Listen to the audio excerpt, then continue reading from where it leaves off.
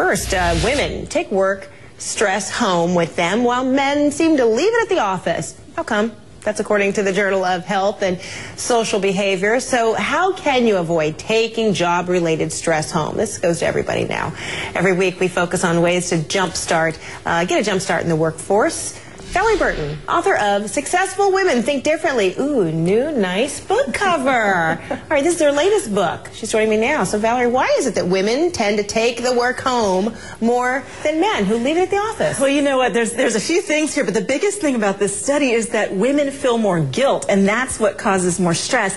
You know, I think part of that is that as women, a lot of times we feel a lot higher expectations about what we do at home, right, and than men do. And so for a lot of women, when they have those workplace intrusions at home, they feel particularly guilty about maybe not being with their kids. But truthfully, it applies both to single women as well as married women, mothers as well as those who don't have kids. Yeah, because it seems like most people are probably taking the work home because we've got Blackberries, we've got computers, right, all that stuff where you can just simply bring it home. Yeah. So is there a way to manage the volume of responsibilities and the stress? Yes, you know, one of the first things we have to do is to find the ways to be more productive. And I think one of the most fundamental changes that's happened because of the recession is that companies have figured out that they don't need as many people to do the same job. So a lot of people feel like they're doing 2 or 3 jobs. So if you can find those ways to be more productive, to be really disciplined. So for those perfectionists and procrastinators, that might mean finding some ways to really know that good enough is good enough so that you can move on to the next thing and to make sure you're not wasting time during the day. So,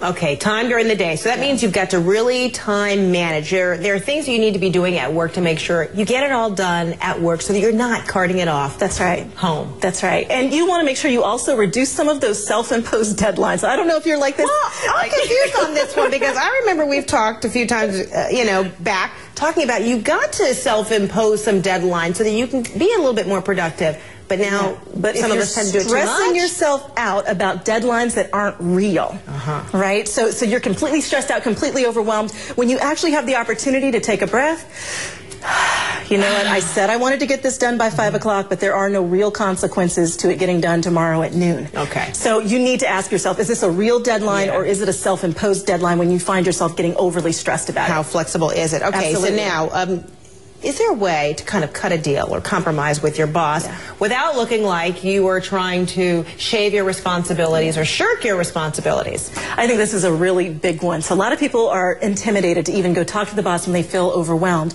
At some point, one, you need to evaluate just how productive are you. You want to make sure you're productive in getting the essential things done that you need to get done. But if you're getting calls and emails at 8, 9 o'clock, I'm not talking about doctors that always have to be on call. I'm talking about people that have jobs where, you know what, it'll be okay if we discuss this at 8:30 in the morning as opposed to 8:30 at night. Being able to have those conversations and say, you know, there's some off periods I really need to have in order to take care of some things at home so I can be fresh and productive during the day. All right, and then you say, you know, you've got to set some limits. There have to be some non-negotiables. Yeah. What do you mean? So if you're going to be happy and you're going to have a healthy and well-balanced life, there's got to be some things that are not negotiable. It might be dinner time with your family. It may be that, you know, on Saturday afternoons, it's always for your kids. Whatever it is for you, you've got to find those things that you will not negotiate no matter what. All right, and then you say get moving. That's right. Exercise. Lowers your cortisol levels, and 20 minutes of exercise will actually boost your mood for 24 hours. And you'll sleep better. That's right. Oh, that's good. And like you said, take a deep breath